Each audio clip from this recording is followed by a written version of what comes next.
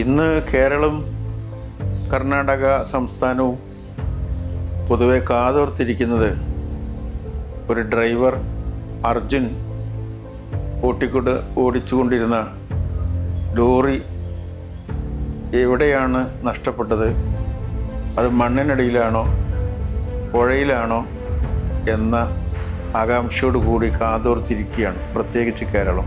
അർജുനെ കൂടാതെ വേറെയും ചിലർ ആ ദുരന്തത്തിൽ അകപ്പെട്ടിട്ടുണ്ട് എന്നാണ് കേൾക്കുന്നത്. എങ്കിലും അർജുൻ മലയാളി ആയതുകൊണ്ടും കോഴിക്കോട് സ്വദേശി ആയതുകൊണ്ടും മലയാളികൾക്ക് പ്രത്യേകമായൊരു താല്പര്യം സ്വാഭാവികമായും ഈ വിഷയത്തിലുണ്ട്.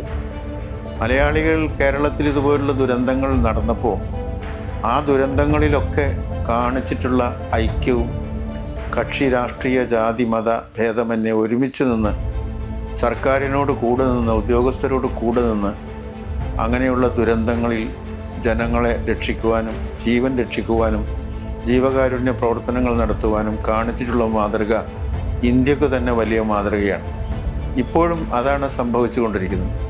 അർജുൻ എവിടെ പോയി, അർജുൻ എങ്ങനെ തിരിച്ചു കിട്ടും, അർജുൻ്റെ ജീവൻ പൂർണ്ണമായി നഷ്ടപ്പെടാതെയെങ്കിലും തിരിച്ചു കിട്ടിയാൽ മതിയായിരുന്നു എന്ന പ്രാർത്ഥന ആ കുടുംബത്തെ പോലെ കേരളത്തിലെ ഓരോ കുടുംബത്തിനുമുണ്ട്.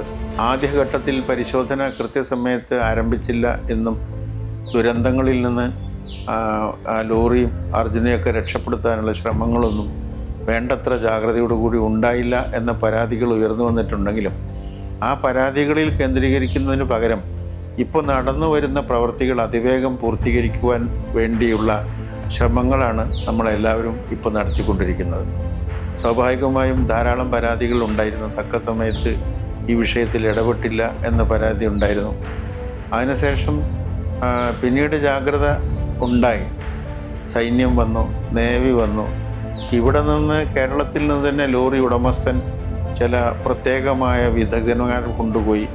രഞ്ജിത്ത് ഇസ്രായേൽ എന്ന് പറയുന്ന വിദഗ്ധനെയും ഒക്കെ കൊണ്ടുപോയി. പക്ഷേ അദ്ദേഹത്തിൻ്റെ ആജ്ഞകൾക്കനുസരിച്ച് അദ്ദേഹത്തിൻ്റെ നിർദ്ദേശങ്ങൾക്കനുസരിച്ച് പ്രവർത്തിക്കാൻ ആദ്യ ഘട്ടത്തിൽ വിമുഖത കാണിച്ചുവെങ്കിലും പിന്നീട് അദ്ദേഹം അവിടുത്തെ പ്രവർത്തനങ്ങൾ ഏറ്റെടുക്കുന്ന ഒരു സാഹചര്യം ഉണ്ടായി.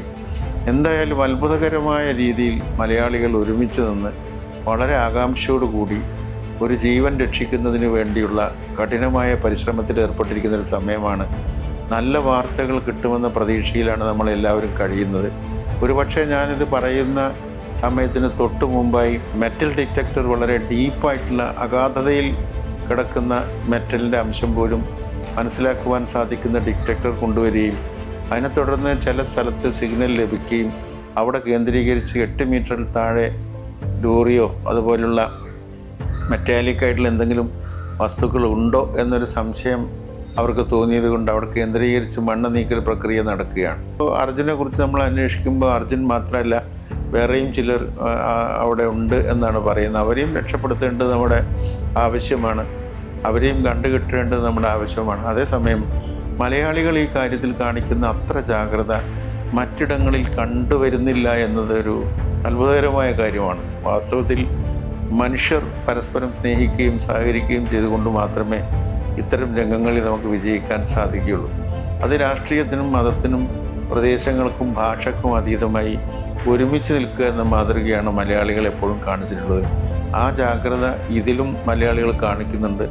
ധാരാളം ആളുകൾ വളരെ ആകാംക്ഷയോട് കൂടി സ്വന്തം കുടുംബത്തിലെ രംഗത്തെ പോലെ അർജുനെ കാണുന്ന ഒരു സാഹചര്യം ഉണ്ടായിട്ടുണ്ട്. ഈ മനുഷ്യത്വം എന്നും നിലനിൽക്കട്ടെ എന്ന് ആഗ്രഹിക്കുകയാണ്. എന്തായാലും അർജുനെ തിരിച്ചു കിട്ടും എന്ന ഒരു പ്രതീക്ഷയോടുകൂടി ഞാനും എല്ലാവരോടൊപ്പം ചേരുകയാണ്. Thank you all.